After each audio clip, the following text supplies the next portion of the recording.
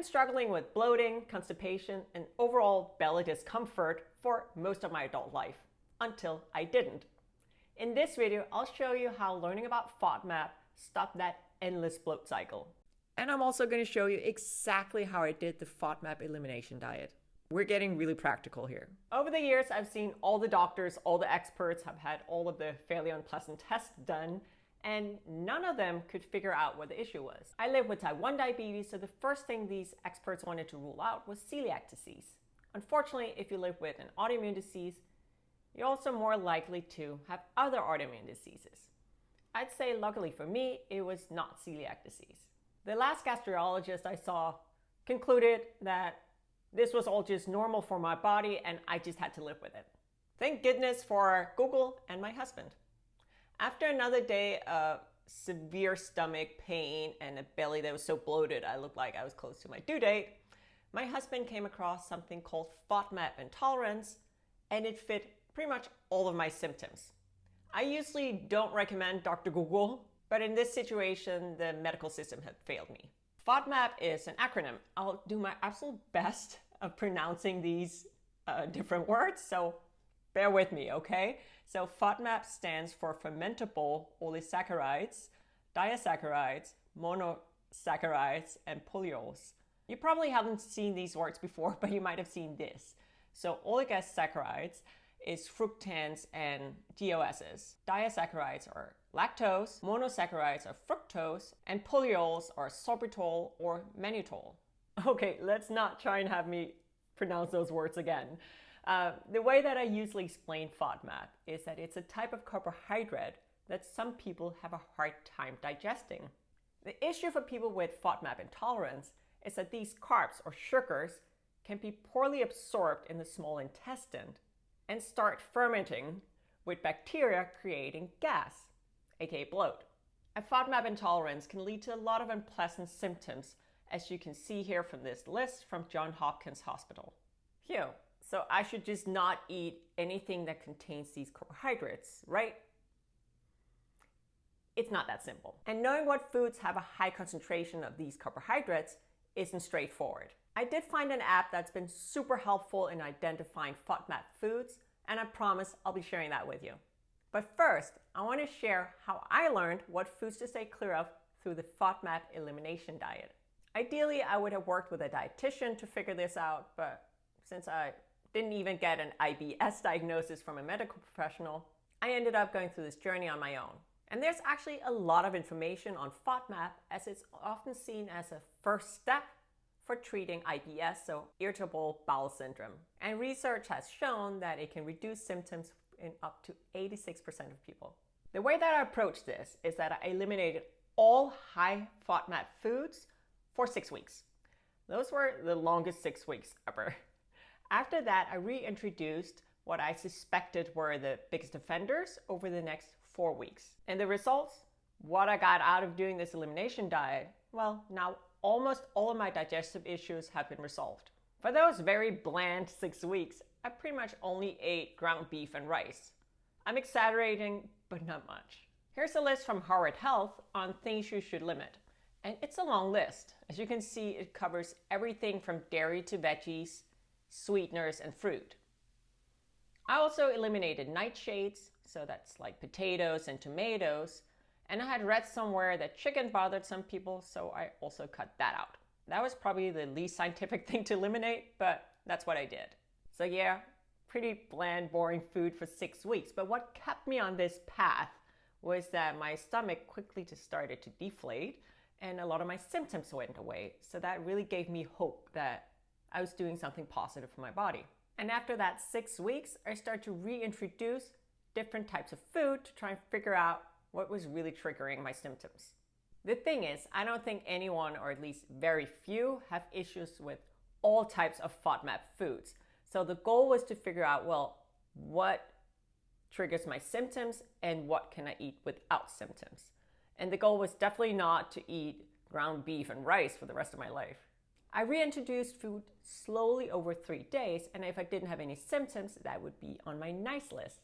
And I was very happy to find that chicken, dairy, and wheat did not give me any symptoms. I wasn't super surprised about that. My body usually reacts really well to a slice of bread. But I had major reactions to onion, garlic, zucchini, mushrooms, tomato, and avocado. Yeah, all the healthy stuff. And I did not have to eat that for full 3 days to have a major reaction. So I basically had a small serving, had the reaction, and then I did not eat that again.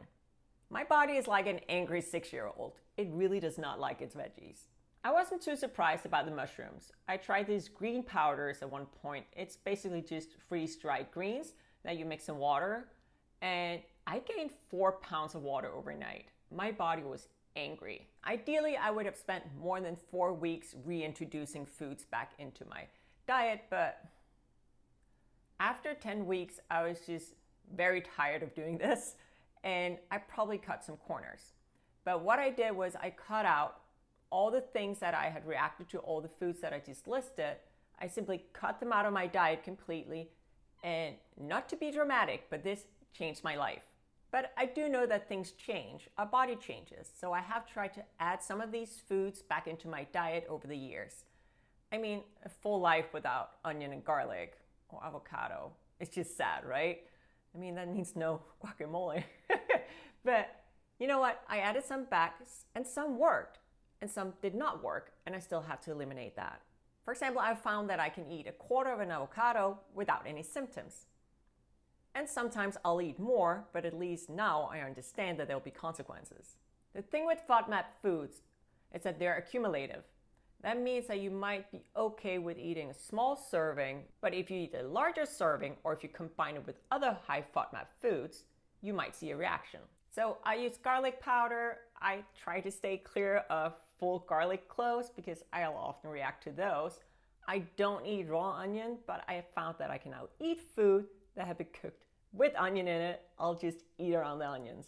But I hardly ever eat tomatoes, and I haven't been able to eat zucchini or mushrooms for years without having a reaction.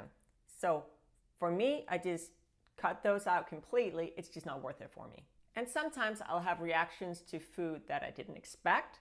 And when that happens, I'll look that up in the Monash University app. Back when I got the app, I think it was $8 flat. And now I have a whole library of foods. So let's take my avocado. It actually suggests that a very small serving might be okay.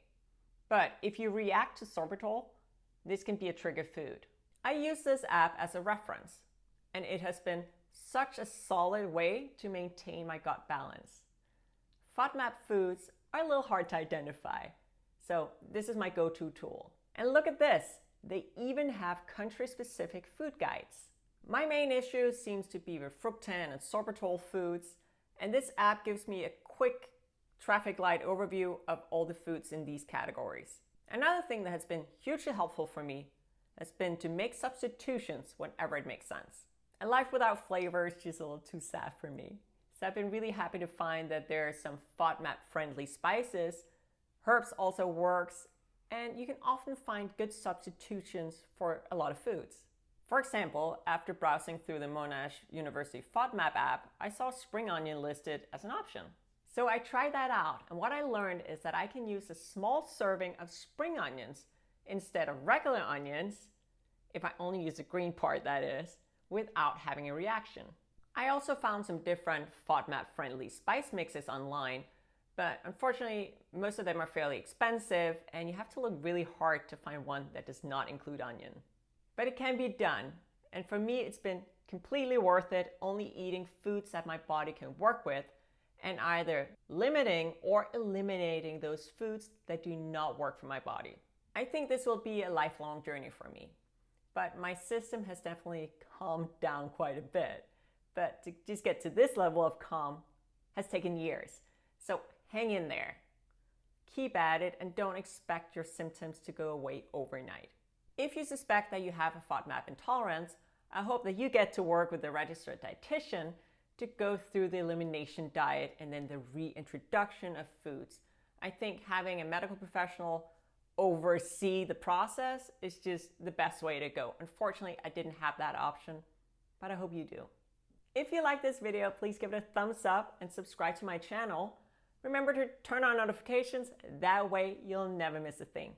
Thank you so much for watching, and I'll see you next time.